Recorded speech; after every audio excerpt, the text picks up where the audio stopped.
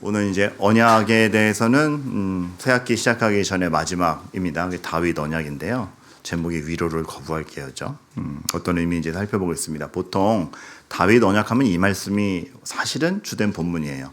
하나님이 다윗에게 나타나셔서 내가 네 뒤에 올 네 씨를 통하여서 이 나라를 망하게 하지 아니한다. 그래서 내 이름을 위하여 집을 건축할 것이요 나는 그의 나라 왕위를 영원히 견고하게 하리라. 딱 이렇게 말씀을 하시죠. 그래서 다윗에게 하여금 하나님이 우리에게 직접 등장을 하셔가지고 이 후대를 통하여 이스라엘을 견고케 하실 거구나. 그리고 딱 봐도 솔로몬이 성전 건축도 하고 그러니까 바로 다음 때에 이어지는 건가 이렇게 생각을 할 수 있죠. 근데 우리가 역사를 통해서 압니다. 영원히 견고하지 못합니다. 나라는 두동강나고 포로로 잡혀가고 예수님이 오실 당시까지도 다른 나라에 속국이 되어 있습니다. 그럼 도대체 영원히 견고하게 하리라. 이 망한 나라를 우리가 알고 있는데 도대체 이 왕위를 견고하게 하리라 무슨 뜻인가? 그래서 알죠. 이것이 하나님의 나라임을. 근데 하나 의문이 들어요. 다윗도 그걸 알았을까요? 그러니까 이 말씀을 받은 다윗은 그냥 네 왕위를 견고하게 하리라니까 나도 괜찮고 내 뒤에 올 후대들도 이스라엘을 통해서 이 왕위가 견고할 거다. 다윗도 알았을까요? 그 궁금증을 가지고 한번 살펴보도록 하겠습니다. 결론만 말씀드리자면 다윗도 그거에 자기 왕국이 아니라 하나님 나라인 것을 알았어요. 어떻게 확신해 갔을까? 한번 볼 때 첫 번째, 여러분 다윗의 인생을 보면 오늘 다윗의 인생 중에서 몇 장면 보면서 오늘 18장 자기 아들이 죽은 거에 막 우는 장면까지 오는 데 있어서 여러 가지 우여곡절이 많은 걸 좀 살펴볼 텐데 다윗의 일생을 보면 골리앗과 싸울 때보다 계속 더 못한 것 같아요. 그러니까 골리앗 이길 때 제일 멋있고 그 다음부터 오는 현실들이 사울에게 쫓기고 왕이 되지만 아들이 배신하고 뭐 이렇게 성적 타락이 일어나고 골리앗과 싸울 때보다 못한 것 같은 현실이 계속 펼쳐집니다. 그래서 이 뭔가 싶죠.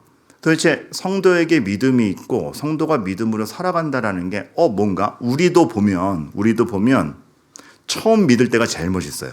모태신앙인 분들은 이제 자연스럽게 교회를 다니시게 됐지만 어쨌든 자기가 회심한 순간이 가장 최고조 같아요. 그땐 울고 감동이 있고 막 예배에 나오기만 해도 막 이렇게 너무 은혜가 넘치고 근데 그런 감격의 순간 이후에 인생을 진행하다 보면 되게 멋없어요. 다 다윗과 같은 거죠. 그래서 하나님께 이런 질문을 드릴 수도 있는 것 같습니다. 왜 이렇게 질질 끄셔서 추한 모습을 보게 하십니까? 이렇게 되는 것이죠. 뭘까? 결혼도 마찬가지 아닙니까? 결혼식 날이 제일 좋아. 내가 주인공이고 다 나한테 박수 쳐주고 내 옆에 있는 배우자 나랑 사랑의 약속을 하는 배우자 너무 예쁘고 그때가 여기까지. 근데 화려함이 점점 사라지는 게 결혼 같아요. 그죠? 도대체 이렇게 인생이 질질 끌리면서 뭘 하나님은 지금 우리에게 보여주고 계신가? 여러분, 요거부터 아시면 되겠습니다. 인과관계를 벗어납니다. 그래서 인과관계를 벗어납니다. 인생이 내가 좋아서, 내가 멋있어서, 내가 좋은 것만 쌓아서 나한테 이득이 되는 것만 쌓아 올려서 좋은 결과를 내는구나가 아닌 겁니다. 인생이 요거 돼야지. 이렇게 잘 됐지. 내가 좋은 것을 성공을 차곡차곡 쌓아 나아가서 좋은 결과가 나왔다 자체가 그런 인과관계가 인생이 아닌 겁니다. 죄인이 정말 죄를 극복 못하고 죄만 쌓아가는 것 같은 인생에서 하나님이 자신의 약속을 이루신다. 이거 보아가는 겁니다. 그래서 우리의 부족함보다도 우리의 진심보다도 하나님의 약속이 더 크구나를 알아가는 것. 그게 약속이요, 언약이요. 다윗에게 보여주시는 것도 니네 나라가 세다가 아니라 너희는 그래서 포로까지 잡혀가는데도 약속을 거두지 않는 나를 바라가 이게 이스라엘의 역사를 통해서 보여주는 것입니다. 그래서 다윗이 알아요. 자기의 그 우여곡절을 통해서 알아요. 내 나라가 아니구나. 이 견고하다라는 게 내가 차곡차곡 쌓아 올리는 나라가 아니구나. 하나님의 나라구나. 여러분 다윗이 인생 전체를 걸쳐서 압니다. 교회 우리나라 아닙니다. 하나님이 세우시는 나라에 우리가 들어와 있는 겁니다. 굉장히 겸손해지죠. 고마운 건 솔로몬이 타락하기 전에 이걸 알았어요. 솔로몬이 이걸 정말 잘 알았습니다. 그래서 솔로몬이 우리가 되게 유명한 장면이 지혜를 구하고 재판하는 장면, 열왕기상 3장 말씀이 굉장히 유명한데 열왕기상 3장 7절에 보면 솔로몬이 이것을 알았기 때문에 표현 자체를 이렇게 합니다. 나의 하나님 여호와여, 나의 하나님 여호와, 주께서 종으로. 그러니까 벌써 왕은 하나님인 겁니다. 그리고 본인이 이 땅의 왕위를 차지하지만 그것에서 승부를 거는 게 아닌 게 이렇게 표현해요. 다윗을 대신하여 이 자리에 두셨으니라고 표현해요. 굉장한 겸손 아닙니까? 부끄러운 얘기지만 왜 그렇게 교회들이 세습 문제나 혹은 어떤 목회자의 타락으로 점철됩니까? 자기가 그 자리의 주인이어서 그래요. 되게 부끄러운 얘기지만 하나님이 전임자를 대신하여 나를, 혹은 전임자도 하나님이 나를 대신하여 후임자를, 이어지는 건 하나님 나라지 내 왕국이 아니거든요. 여러분 인생 속에서는 어떻습니까? 그러다 보니 지혜를 구하는 게 하나님께 기뻤던 것도 나 똑똑하게 해주세요가 아니고 솔로몬의 목적은 확실해요. 누가 이 주의 백성을 선과 악을 구별할 수 있게 하겠습니까? 맡기셨사오니 저에게 정말 하나님 말씀대로 분별할 수 있는 능력을 주시옵소서. 이렇게 가니까 그 지혜와 재판이 영광스러웠던 겁니다. 저 이거 보면서 항상 반성해요. 내가 하나님께 구하는 건 뭔가? 설교 잘하게 해주세요. 내 명망인가? 누가 주께서 맡기신 이 백성에게 은혜를 줄 수 있습니까? 제 혓바닥이 긴들, 제 지식이 높아진들, 뭔 기자재를 다 동원하듯 하나님의 말씀을 제가 제대로 전할 수 있겠습니까? 그저 주의 은혜를 주시옵소서, 이걸로 가야 되는 거 아닙니까? 근데 우리는 너무 다 자기가 왕입니다. 여러분 이거 먼저 아셔야 됩니다. 그래서 우리의 인생은, 그리고 교회는 내 것이 아니고 교회는 사유화되지 않습니다. 하나님의 말씀으로만 있습니다. 이익에 묶이지 않습니다. 이념에 묶이지 않습니다. 상황에 묶이지 않습니다. 물론 우리가 이익을 따져야죠. 손해보기 정당한 이익이라면 거둬들여야죠. 상황 분석해야죠. 이념이라는 건 갖고 살아야죠. 하지만 그것이 주인 아닙니다. 그것에 묶이지 않습니다. 하나님만을 다 같이 집중하는 것이 교회요, 성도의 삶입니다. 만약에 내 인생에, 교회에, 여러분의 인생에, 여러분의 교회에 동기부여가 뭡니까? 자기 만족이 아닌가 살펴봐야 됩니다. 혹시 자기 만족이 아닌가? 무엇에 만족스러운가? 내가 옳다고 생각한 자기의가 실현됐을 때 기쁘지 않습니까? 여러분, 하나님의 뜻이 나를 통해서 전해졌는가에서 우리는 진짜 기쁨을 느끼고 있는가? 하나님은 그것에 우리를 전념하게 하기 위해서 별거 다 겪게 하셔서 내 나라 아니구나 알게 합니다. 왜 이런 것까지 겪게 하세요? 골리앗 이길 땐 멋있었잖아요. 아니요. 그거 다 겪게 하시는 겁니다. 하나님은 여러 가지를 통해서 여러분들의 인생이 정말 인과관계 안에 있지 않구나. 내가 내 확신과 내가 좋은 것을 쌓아서 좋은 결과를 얻어내는 것이 아니라 이것이 은혜구나를 알아가게 하십니다. 그래서 정말 여러 가지 한계와 혼란을 겪게 하시고, 그리고 그 안에서 판단하게 하세요. 다윗을 보면 오늘 죽은 아들이 압살롬인데 압살롬으로 말미암은 그 역학관계가 굉장히 혼란스럽습니다. 압살롬에게는 엄마가 똑같은 다윗도 그 당시의 문화와 정치적 상황에서 여러 정략 결혼이 있었죠. 솔로몬은 엄청난 숫자의 후궁이 있었던 걸 알지 않습니까? 게다가 솔로몬은 그 당시 최고의 강대국이었던 이집트의 공주를 부인으로 할 정도였으니 그 당시의 한계와 그 정략이 있어요. 근데 압살롬 때도 마찬가지였습니다. 다윗도 마찬가지였는데 압살롬에겐 엄마가 똑같은 남매가 하나 있었죠. 다말. 문제는 여기서부터인데 첫째 아들 암몬이 다말을 겁탈합니다. 이때부터 문제가 심각해지죠. 그러니까 이미 엄마가 다르다 보니까 얘네들 입장에서는 형제 애보다 이익관계와 원수관계에서 자신들을 판단합니다. 여러분 믿음으로 하나 되지 못할 때 우리는 분명히 믿음으로 하나 되지 못할 때 누구나 할 것 없이 다 이익관계 안으로 들어가고 내 적수가 됩니다. 여기서 이제 이 큰일이 벌어지다 보니 처음에 참는 줄 알았는데, 그래서 다윗이 휴 했는데 참는 게 아니고 2년 동안 작전을 세운 거죠. 그래서 2년 동안 싹 몰아가지고 작전을 펼친 다음에 암몬 죽입니다. 근데 여러분 여기서 암몬의 위치가 중요해요. 첫째 아들 아닙니까? 다윗이 아직 지명하진 않았지만 그 당시 문화적으로 의례로 볼 때 왕세자 아닙니까? 후계자인데 압살롬이 후계자를 죽인 거고, 그 후계자가 죽은 이유가 다말을 겁탈해서라는 이 불편한 진실. 누구를 편들 것인가? 누구를 세울 것인가? 이러면은요, 여러분, 또 하나가 문제가 뭐냐면, 사실은 첫째 부인이, 다윗의 첫째 부인이 누굽니까? 사울의 딸 아니었습니까? 사울의 딸에겐 자녀가 없었어요. 그러다 보니까 두 번째 부인의 아들인 암몬이 왕세자였던 거나 다름없는데, 그 왕세자가 사라지니까 사울 가문도 우리 딴애들 혈연관계 들이대가지고 사울 왕가를 회복하자 막 드러나죠. 그러니까 암몬이 죽으니까 다른 왕자들도 들썩들썩하는 겁니다. 나라 자체가 굉장히 큰 혼란함에 들어가는 걸 알 수 있습니다. 그래서 그런 가운데 이제 압살롬은 자기 외할아버지 집으로 가요. 외할아버지는 또 유럽가 집안이에요. 그러니까 여러분, 압살롬을 표현할 때 꼭 이런 표현을 씁니다. 누구의 아들 암몬, 누구의 아들 뭐뭐뭐, 누구의 아들 솔로몬 이렇게 나오는데, 압살롬은 그술 왕의 딸 그의 아들 압살롬이라고 나와요. 유럽가의 가문이었던 거죠. 그 유럽가의 가문이라는 건 되게 조심스러워요. 그 옛날에 헨리 8세가 자기 그 첫 번째 부인이랑 이혼하려고 하죠.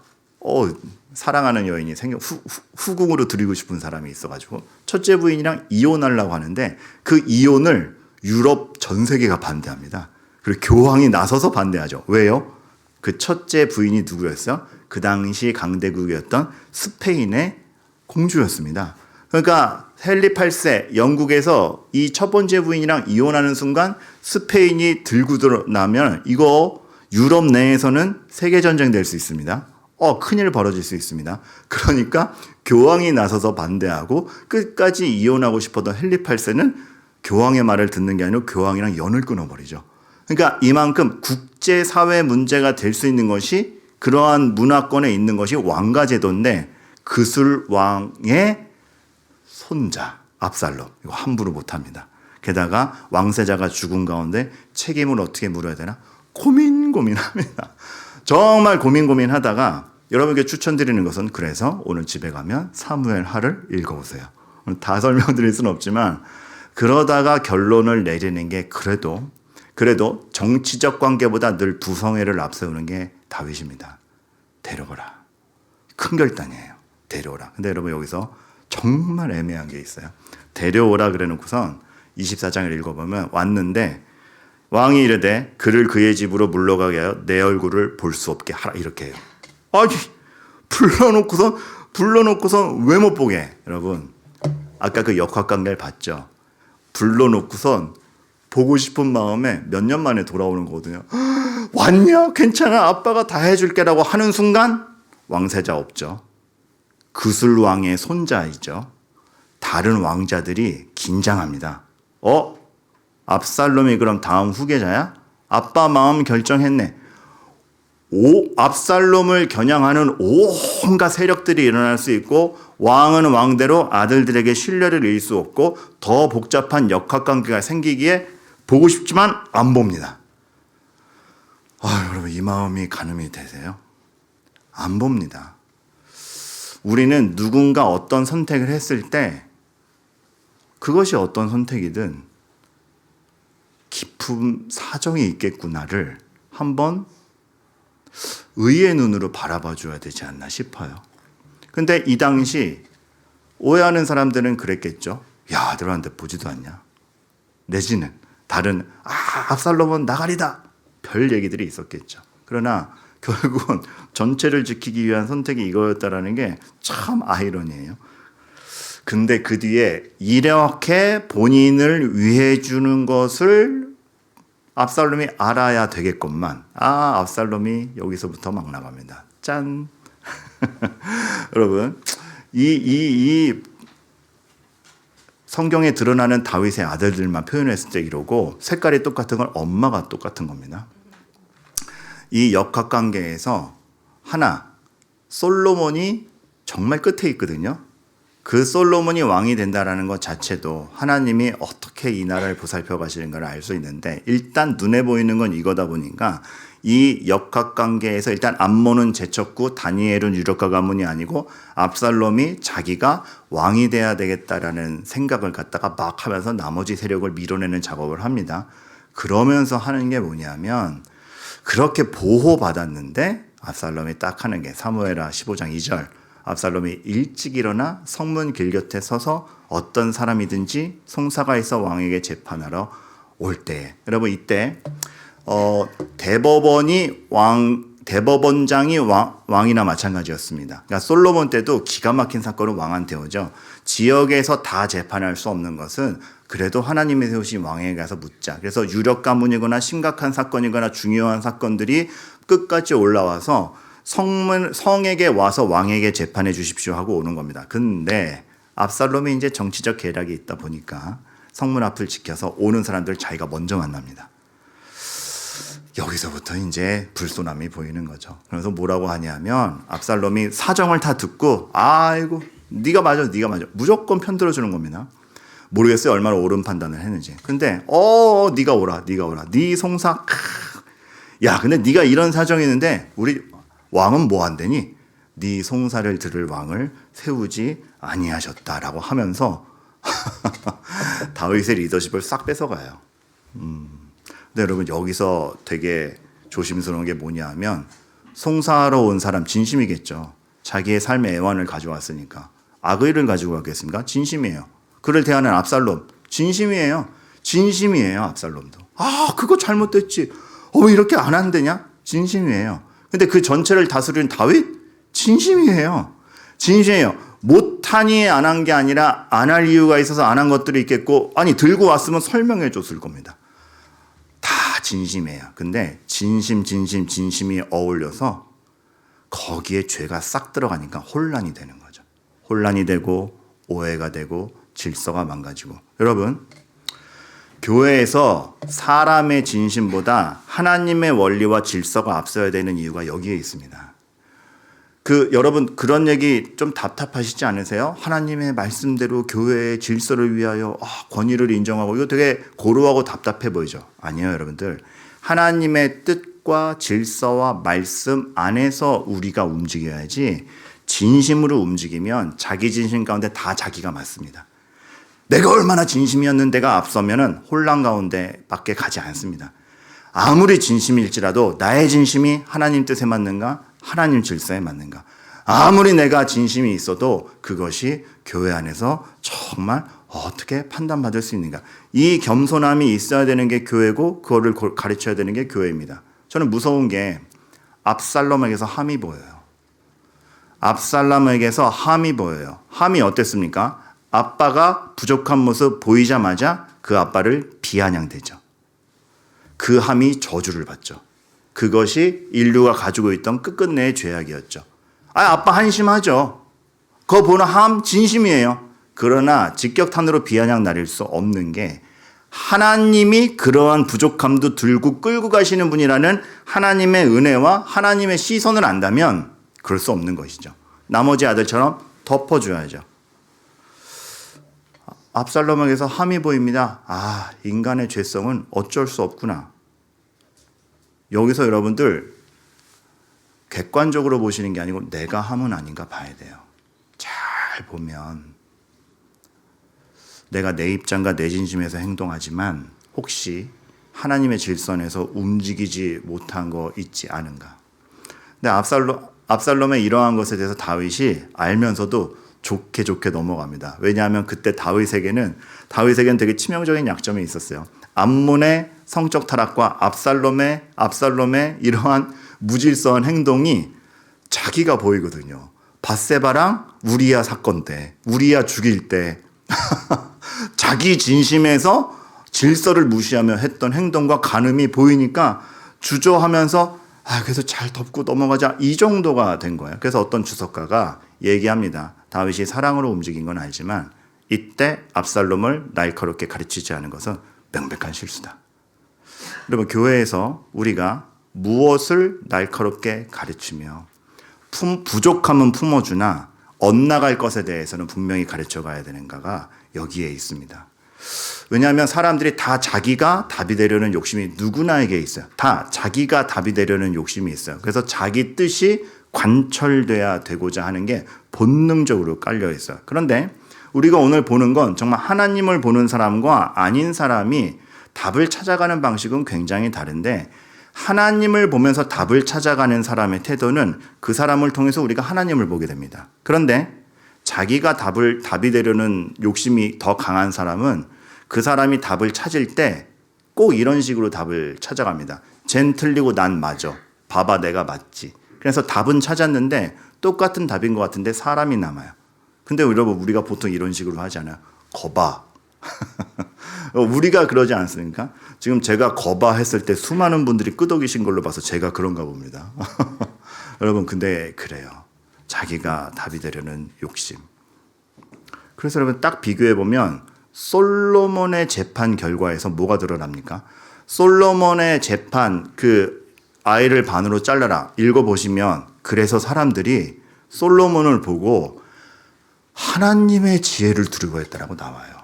그러니까 정말 하나님을 보면서 답을 찾는 사람에게 있어서는 하나님이 남습니다. 그런데 압살롬에게는 누가 남습니까? 자기가 남아요. 인심이 압살롬에게로 갔더라.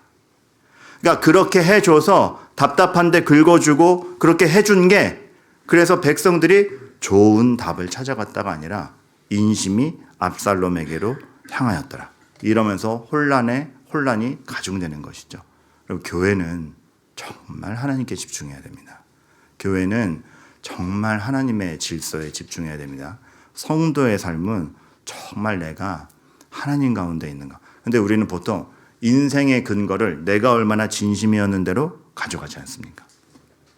그래도 다윗이 결단할 때 결단 못 내리고 혼냈고 혼내지 못했고 이렇게 얽히고 설키지만, 그래도 여러분, 다윗이 하나 존경할 것은 있습니다. 이런 상황에서 인심 다 뺏기고 억울한 면도 있고 본인이 질질 끌려가는 것 같은데 정치적으로 움직이진 않아요. 사울처럼 거기서 자기 자리 지키겠다고 정치적으로 움직이지는 않아요. 사람이 존경받는다라는 것은 내 입지를 막 내가 내 위세와 내 권력과 내 이론으로 탁 지켜가는 게 아니라 하나님을 보여주기에 존경받는 겁니다. 백성의 이 많은 시간이 지난 다음에 다윗에 대한 평가가, 그래도 다윗은 저 왕 자리 때문에 싸우는 사람은 아니었잖아가 백성에게 권위가 되고, 그래도 다윗은 그 순간에 막 변명하기보다 하나님 쳐다봤잖아. 이게 진정한 권위가 됩니다. 여러분 인생에서도 마찬가지일 겁니다.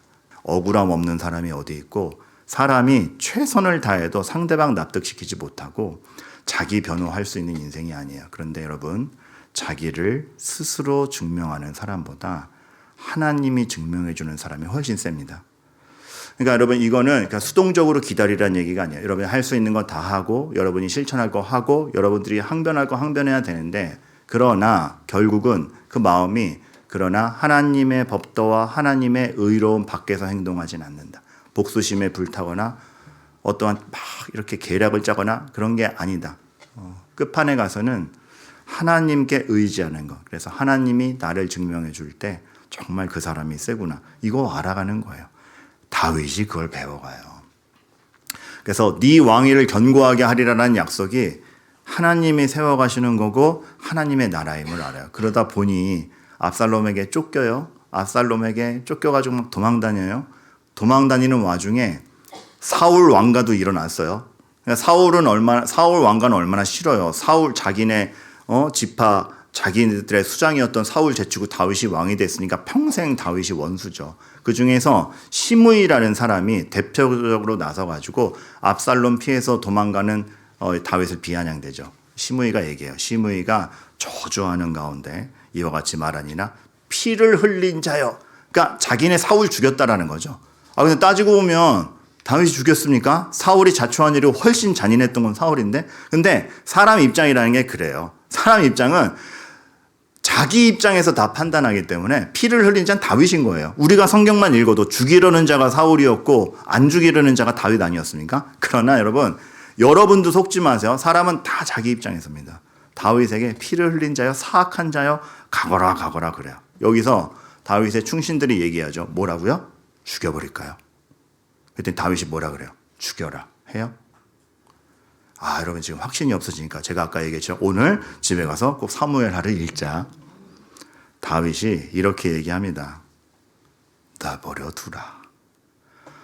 와, 말싸움 했으면 다윗이 이겼을걸요? 근거, 사실관계 이겼을걸요? 근데 이렇게 얘기해요. 여호와께서 그에게 명령하신 것이니 그가 저주하게 버려두라. 일단 한 주석가가 이렇게 얘기해요. 봐준 게 아니고 진심으로 그렇다고 내가 완벽하지 않은데 저 저주가 과장되긴 했지만 저 사람 입장에서는 사실인 거잖아. 내가 그렇게 됐나 보지 라는 자기 인정. 그러니까 어쨌든 억울해하기보다 죄로부터 자유로울 수 없는 자기 자신에 대한 인정. 거기서 버려두라 이렇게 나와요. 하나님의 마음으로 보는 거죠. 하나님의 마음으로 감싸는 거죠. 그냥 참아준다가 아니고 하나님의 마음으로 보는 거죠. 정말 멋있는 거는 여기서예요. 나중에 시므이가 다윗이 잘 되고 나니까 큰일 났다. 야 압살롬도 끝났고 다윗이 왕 되겠는데? 부하들 끌고 와가지고 잘못했습니다. 죽여주시옵소서 이러고 나와요. 그때 시므이는 그냥 한 말 같아요. 그러니까 용서를 구하려고 죽여주시옵소서 그러는데 다윗의 신하들이 뭐라 그래요? 죽이죠? 그래가지고 시므이가 싹 긴장하는 게 나옵니다. 그때 왕 취임식 때인데 다윗의 말이 멋져요. 오늘 어찌하여 이스라엘 가운데 사람을 죽이겠느냐? 내가 오늘 이스라엘의 왕이 된 것을 내가 알지 못할 것 같냐? 라고 얘기를 해요. 내가 이스라엘의 왕 된 것은 내가 세니까 다 처단해보려고 아니고 하나님이 자신의 백성을 보호하기 위해서 나를 이 자리에 세운 것인데 내가 어찌 나의 앙심으로 하나님의 백성을 죽이겠느냐 이 말이에요. 정말 하나님 마음이죠. 저는 여러분이 이 하나님의 마음을 갖고 서로를 쳐다보며 인생을 쳐다봤을 때 어떤 결정과 생각을 해야 되겠는지를 아시게 되기를 간절히 바랍니다. 넓게 가야 됩니다.